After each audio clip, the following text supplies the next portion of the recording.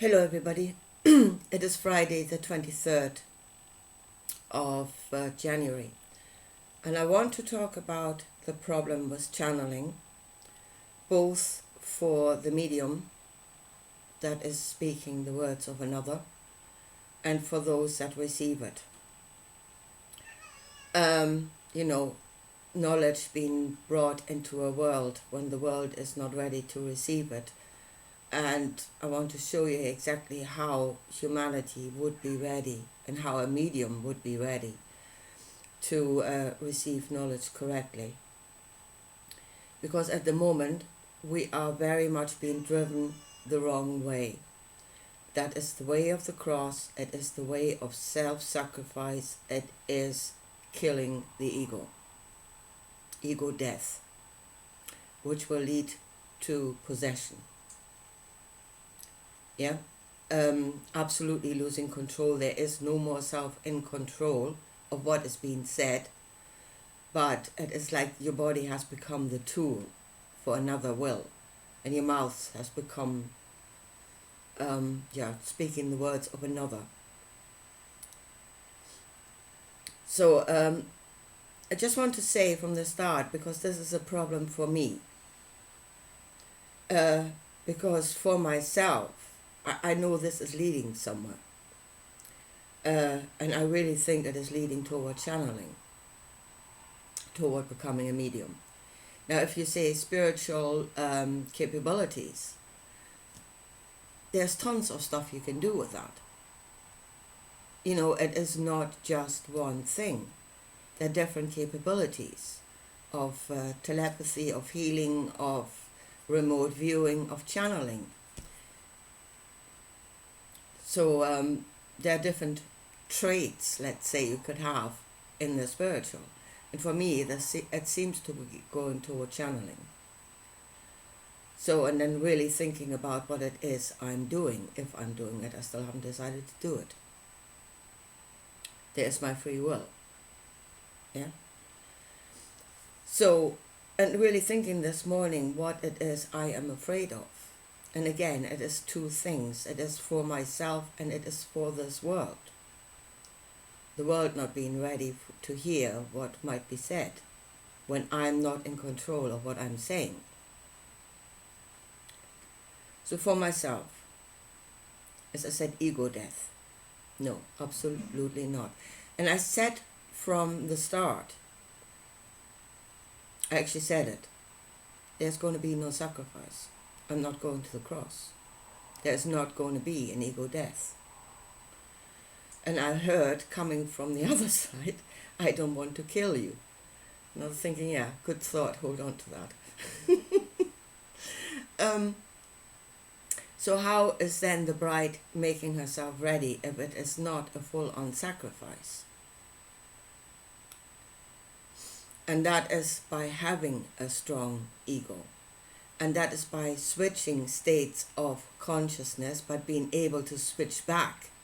Yeah, being able to switch it on, but very much be able to switch it off. It's one thing finding the on button. You should know where the off button is before you start. That is, for me, would be the way. Now let's say the complete ego death, which is absolutely trumpeted all over the place. Yeah? The ego must die for the Christ to be born. That is the way of the cross. And that is total possession. That is where yourself has died. That is what died in the tomb.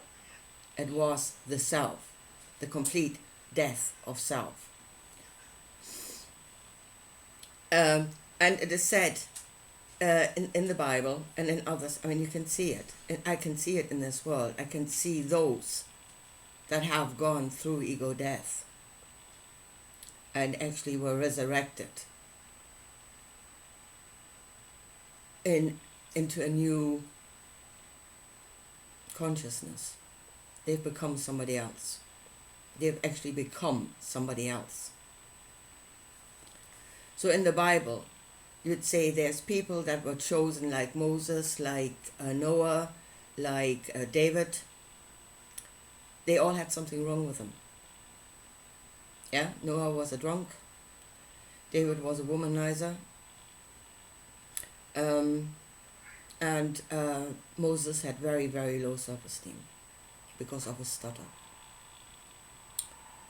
So God chose those that did not have a strong I am, or at least an I am that could be in some way led because of wrong desires.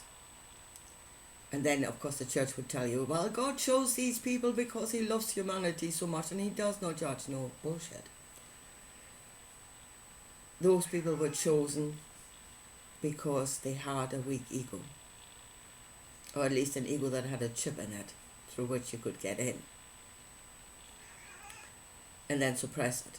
Those people went through ego death, possessed by, and here comes, by another entity. By another entity, not by the all, not by the creator of all. The all cannot be known. If you were open to yourself, if you could open yourself up to the all, to knowledge of the all, you would fry. You will fry. So it is always an entity to entity connection. That is what's happening in the Bible with the prophets. They have an entity connection. And no other entity is all.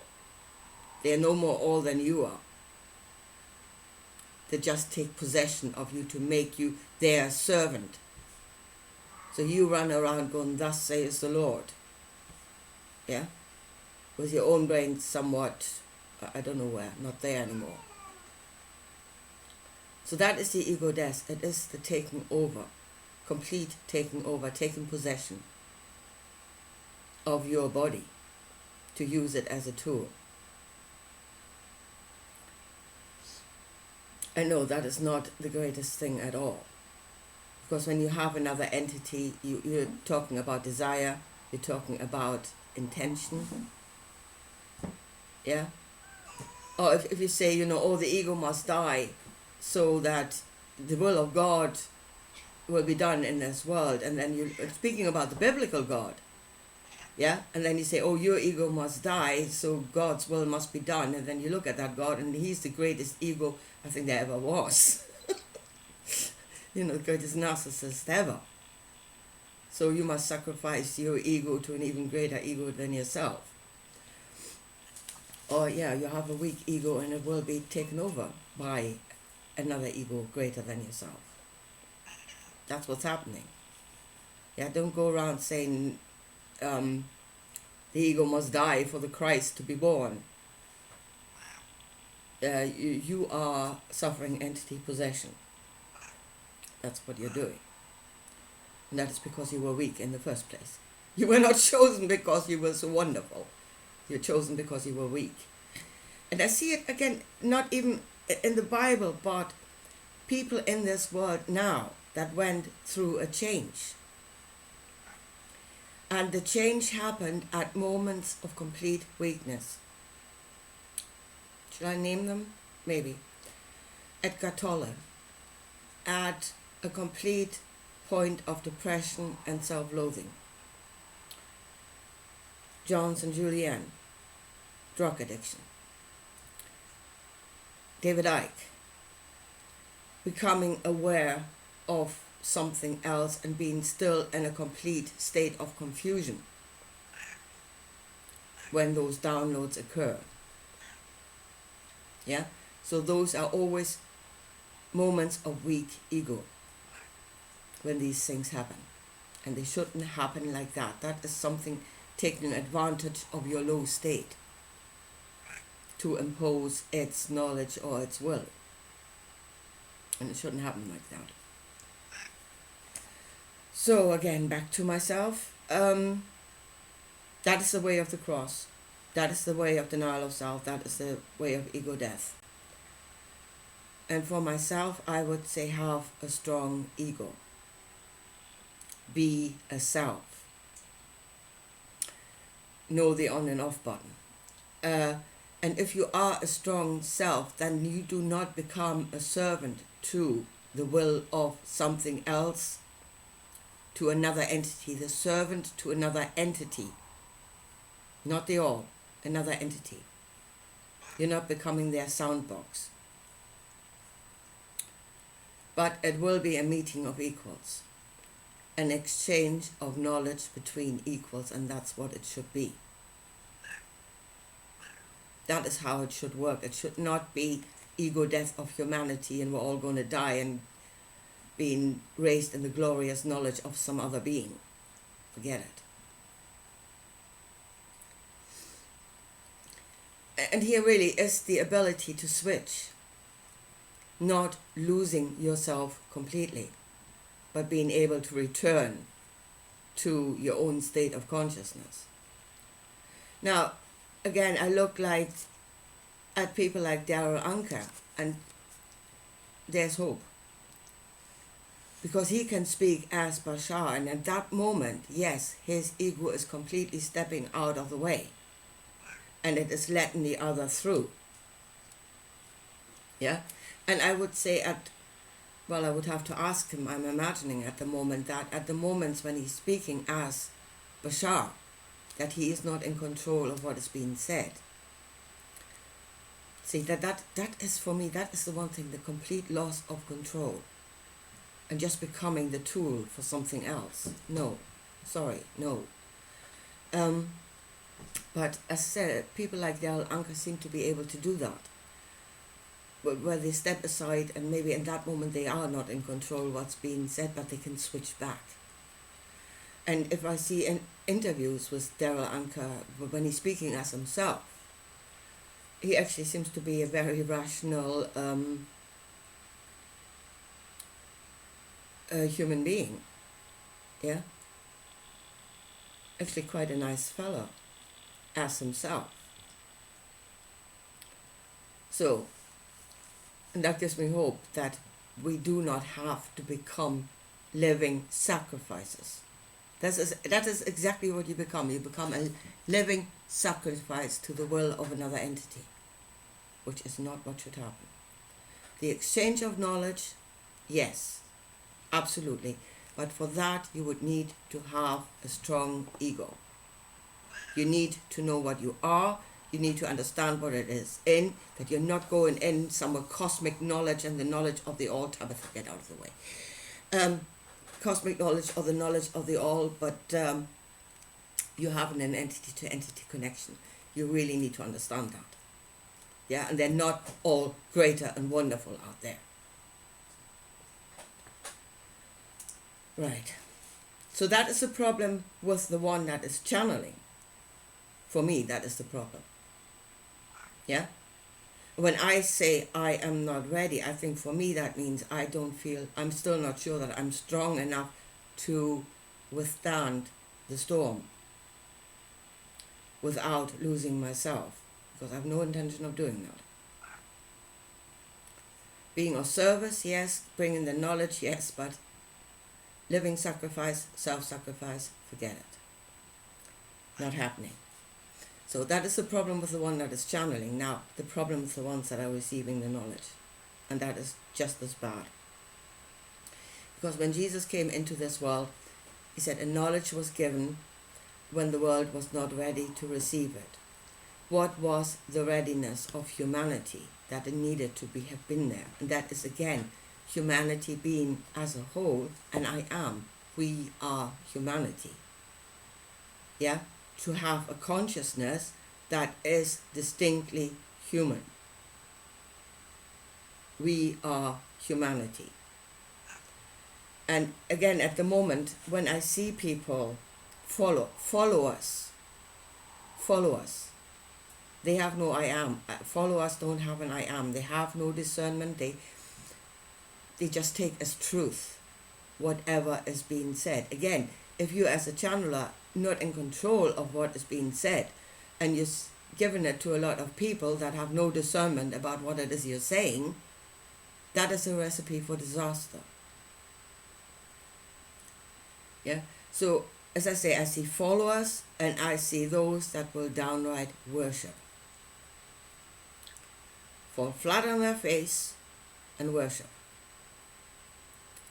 And that is humanity not being ready to receive the knowledge. Yeah. Again, in secret societies, knowledge is only being given to those that are ready to receive it. And again, I would think that's it means a strong ego, a strong I am. Yeah, that can reason about what it has heard and can take it or leave it. Again, there's free will. Then you're able to take it or leave it. You have a choice.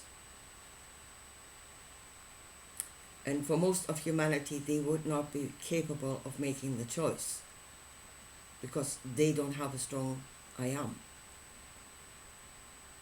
They will worship. And then should you bring knowledge into this world to those that will worship? And I don't think you should. You're just making the situation endlessly worse than it is already.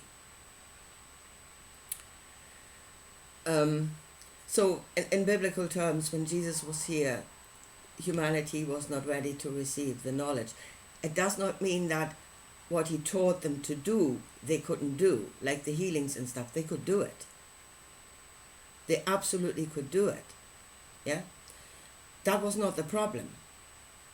The problem is the perception of themselves and where it is coming from and what it is they're doing. You know, it comes from God. I'm doing the will of God. It's something else doing it. It's not me. I am completely uninvolved in this. Yeah? Worship the Lord that is doing all these miracle things. That is the problem. That is where humanity was not ready. They were religious. They were not spiritual.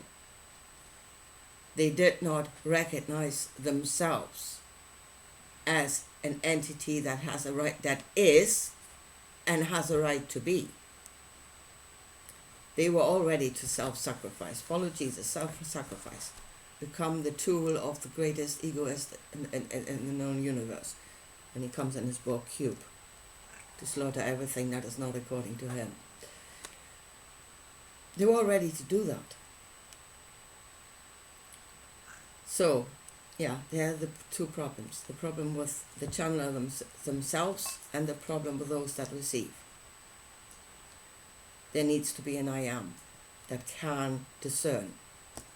And those that preach ego death, and you shouldn't analyze, and you should not judge, and you should not discern, those are preaching to create vessels that can be full on possessed. That is what they're doing. They've done it themselves and they're trying to create others in the same way. And as I said, for me, that is not the way.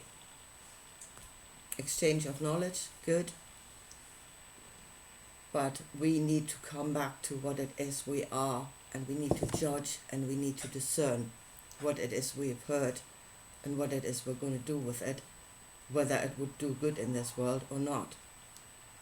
As I said, food for one may be poison to another.